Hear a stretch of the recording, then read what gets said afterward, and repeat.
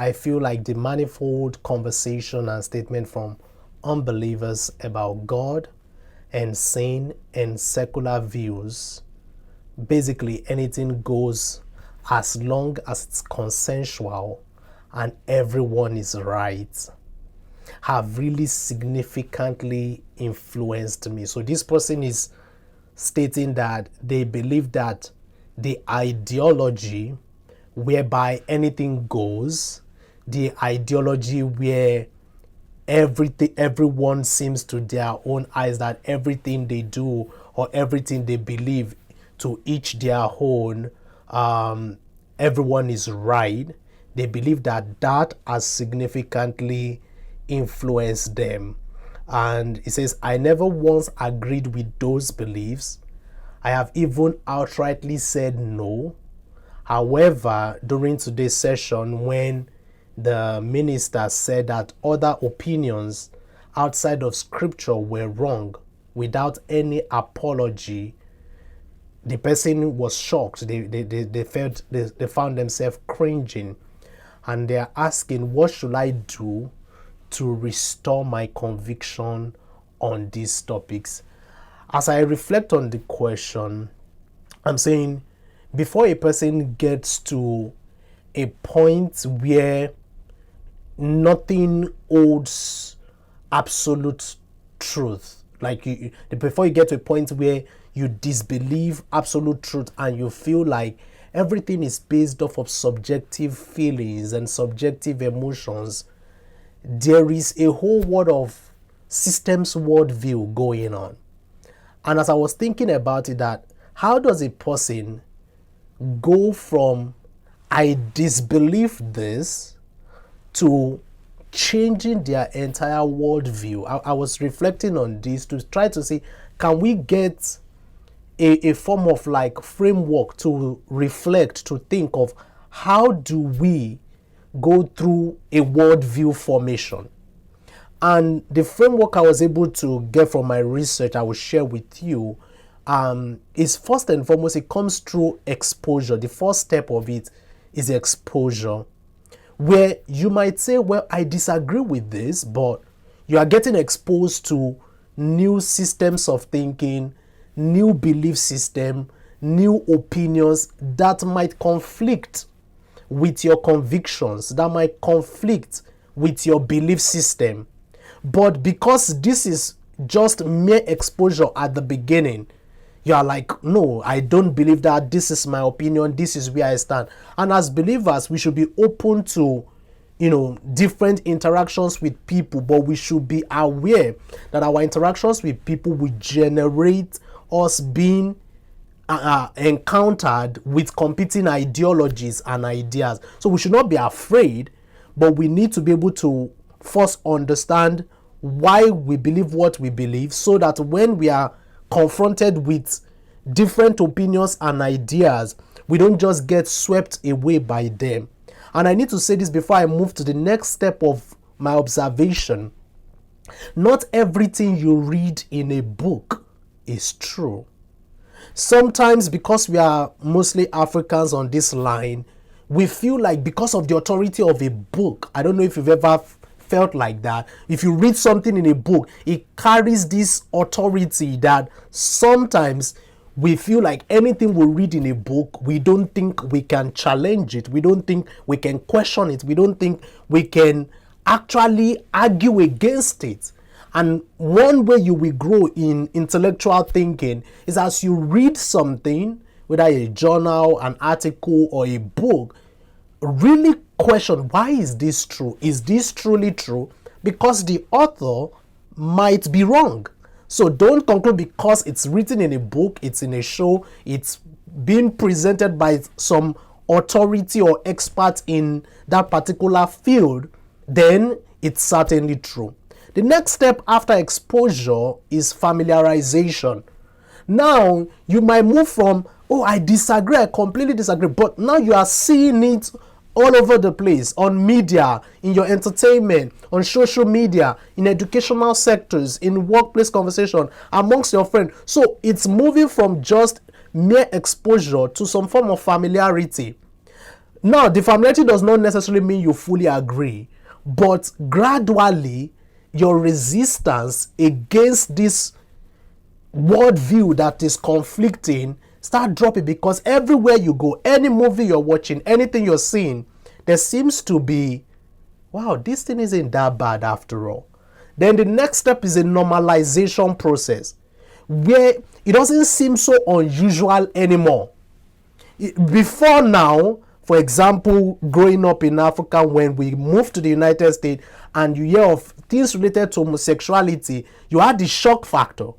But after you spend, some of us, we have been here for like 8 years, 10 years or more, it has suddenly, your shock factor about the matter has suddenly reduced. There's some form of like reduced perception of shock from how we feel about the issue. And that is a systemic thing going on to someone's worldview. I'm going through this to be able to help answer the question the person asked, to say there is a whole process that takes place. It's not just one day, overnight, a person just says, you know what, I no longer believe the Bible is true. I no longer believe the truth of the scripture is authoritative. No, it's not just a one night switch. There's a whole system of worldview perception taking place that is changing your ideology, that is confronting you, whether you know it, whether you like it or not, whether you agree with it or not. So you are now moving from, even though you might intellectually disagree, but the surrounding culture has changed what your default looks like. Yesterday you will probably say, well, I will never, I don't believe anything like that. Why would anyone even believe that at all? God's word says this and that's about it. But now you are saying, well, but I see a lot of normal, decent people. They believe this, they do this. I don't think it should be that serious. You start giving some form of plausibility, acceptance to this. Then the next stage is emotional accommodation. You might say, well, I disagree. But saying it's wrong, saying that we all go to hell, saying this is really it's like we are judgmental. It starts making you uncomfortable. So now you are moving to a point where you say, well, I still believe the Bible teaches it, but the way this person is saying it, it sounds harsh, it sounds intolerant. It sounds like we are softening, we can soften it a little bit so that people can be saved. So we are trying to have this posture of, I want to love, but I want to yet be accommodating. But then you are emotionally accommodating something you had a firm conviction about before. Then you move to a moral reframing, where your entire perspective of making your framework of judging a worldview changes. Before, it's creation, God's authority, what is it in the beginning, to God's holiness, to sin, to redemption, to what is the Christocentric way of thinking. But now, your categories of evaluating anything starts changing to things like, what is, a person's autonomy, free choice, freedom of choice, consent, authenticity, affirmation, is anybody armed in the process?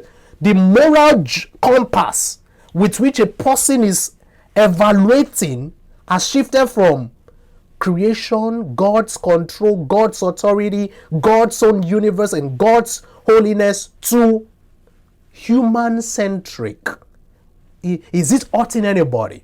Well, is this what the person wants to be called? Is this affirming this person? Does this make this person happy?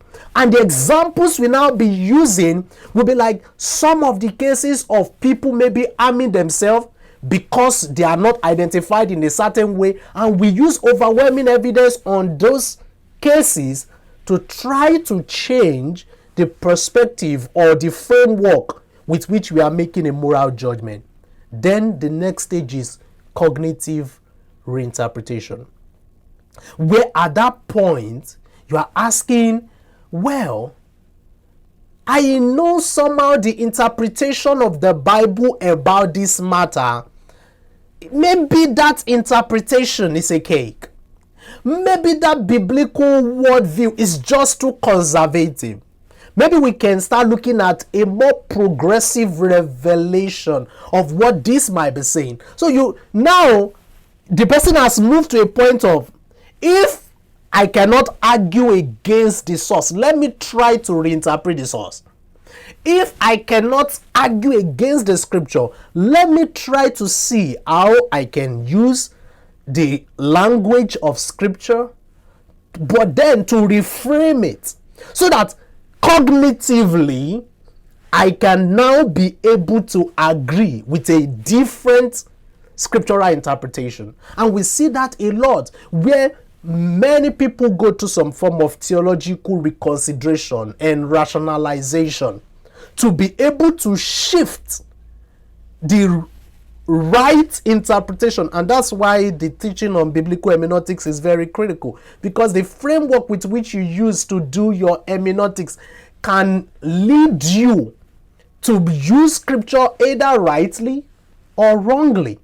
And when the person gets to the cognitive reinterpretation stage, the person is saying, well, am I able to look at the word and try to see if there is another interpretation of this word, another change in this word that can be able to help me get to a different conclusion? And a very important question we have to ask ourselves every time is, am I changing my position on scripture because a better exegesis of scripture has persuaded me? And don't say, well, I've always heard this view about this topic and I can never be persuaded. You might be wrong about a particular matter. You might be wrong about your understanding of something. So did a better exegesis of scripture persuade you? Or are you searching for an exegesis that permits a conclusion you want? So when you see a lot of progressive Christians, and that's why I'm saying this, is because some of us on our social media, we listen to all kinds of content and all streams of content, and you see somebody use the Bible to come to a certain conclusion about and you see, maybe when you come to things that matter, you see the conclusions the pastors or the ministers come to, and you're like, well, but someone else interprets it that way. Well, to each their own. Maybe we can all come to different conclusions about the matter. So you want to ask yourself that question, and that's why, as we are thinking of this whole worldview of a thing and convictions, you want to ground your hermeneutics, your interpretation of scripture, so that you are not tossed to and fro by every wind of doctrine. The next stage, when a person can be deceived through this, they get to a point of conviction reversal, where you say things like, I used to believe X, but now I believe Y. Well, it's not every time a person says that they have actually upgraded in knowledge. It might not necessarily be an upgrade of knowledge, because sometimes you might think there might be a way you understood some things 5 years ago that is not how you upgrade it now, or understand it now. But sometimes it might be a reversal. You might be going backward. You might be going in the wrong direction. So not because of, I used to believe this, now I believe that. That shift that has taken place in the person's real core of conviction or core of understanding, it did not just happen overnight. It happens slowly. And finally, it gets to a point of identity integration, where a person says, well, this is part of who I am. This is who I am now. And then it becomes very hard for the person to be convinced otherwise. Because once you believe this is who you are now, this now defines your friendship, your community, your moral identity, your self-understanding, your sense of belonging, what your affiliations, because you have now said this new position, this new understanding is who you are now. You are identifying it with your personality, with your identity. So, back to the question this person asked. How do I then make sure that I don't get tossed? How do I restore my conviction on these topics? How do I restore my conviction so that I don't just get blown away, basically, from someone who initially felt like, no, this is not the truth, to someone that then reverses everything and say, well, I believe that and this is even the direction I'm going. Let's open our Bible to Romans chapter 12. From verse 1, Paul the apostle had laid the foundation, talking about, how creation speaks about God and the order of God, even that through creation a person can understand the salvation of God, but humans have decided to go in their own way, in the way of sin, in sinful direction, and because of that God had given them up to vile imaginations. They've gone in the wrong direction, and all have sinned and come short of the glory of God. But salvation comes by faith in Christ Jesus, which had been made possible. And he gave the example of Abraham himself being saved by faith, and going on to explain that salvation is by grace through faith. In verse 12, he then says, therefore, with all these premises I've laid, I beseech you, therefore, I'm begging you, based off of these truths that I've shared with you, based off of this theological framework I've laid as true, by the mercies of God, that you present your bodies a living sacrifice, wholly acceptable unto God, which is your reasonable service. He says, and be not conformed to this world. When you hear the word conform, it's not something that just happened as a switch. That's why I first went through those framework, those processes that takes me. It's like a metamorphosis. It's going through different stages, and little by little the person is getting conformed. But saying, be not conformed to this world. But how then will you not be conformed? It tells you. It says, but be ye transformed. Instead of getting conformed, it says we should be transformed by the renewing of our mind. By the renewing of your mind. So the renewal of your mind in God's truth. The renewal of your mind in the exclusive claims of biblical truth. Because Christianity is exclusive. In the claims of Jesus Christ, saying, I'm the way, the truth, and life. No man comes to the Father but by me.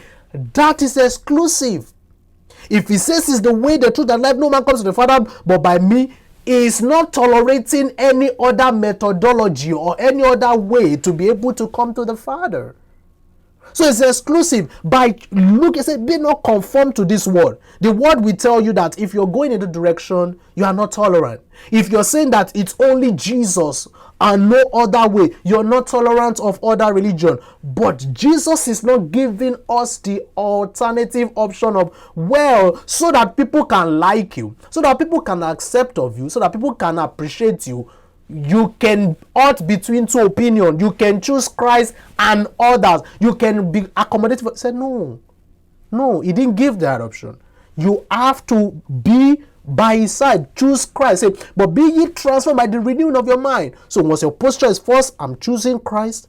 Two, I want to be renewed in his word. I want to learn God's word. I want to understand the truth of God's word for myself, that ye may prove what is that good and acceptable and perfect will of God. So the steps is you return to scripture itself, rather than merely returning to just people's opinions on some. Go to the scripture. That's why you see at different times when you come for the Bible cafe, you are being pointed back to scripture. Understand the scripture. It's very important, so that your convictions are rooted on God's word that doesn't change or doesn't fail. Understand the truth of what God says about marriage, about sexuality, about the truth of scripture, rightly in dividing the word of truth according to what the truth of God's word says, so that you are rooted. I pray the Lord will help us in Jesus' name. So I believe if you do that, it will be able to help you to be grounded, not just because the pastor said it and it makes you feel cringe. And it's good that you're able to identify that you felt some form of dissonance when the pastor made the claims that were made. But then go back to the scripture. Examine those things, whether they are so. Is this truly so? So that your roots and your conviction is not just because the pastor said this, because you might be under another minister, another pastor someday that will say something different or something else that will somebody tell you, well, this is now permissive, this is now, and then you say, well, this pastor says it now, this pastor said this is okay now, and then you are altering into that direction. But go back to the scripture. Examine those things whether they are true, examine those things whether they are so, and then be rooted in it. Lord, this is what your word says. Even though the culture might be moving in a different direction, Lord, help me to stay faithful to what your word says. That is how you get rooted in God's word, so that you are not tossed to and fro by every wind of doctrine.